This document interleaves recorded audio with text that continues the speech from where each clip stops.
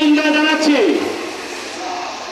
সারা পৃথিবীর মুসলমান আজ ঐক্যবদ্ধভাবে বিক্ষোভ মিছিল প্রতিবাদ সমাবেশ করছে। এখানে জায়েনবাদী ইহুদিবাদী দেশের যারা পশ্চিমা রয়েছে তারাও আজকে স্বাধীন ফিলিস্তিন রাষ্ট্রের দাবিতে ঐক্যবদ্ধ হচ্ছে।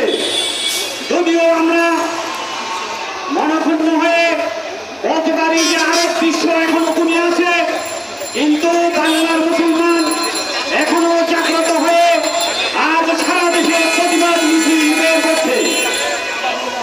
আজকে ইহুদিবাদেরা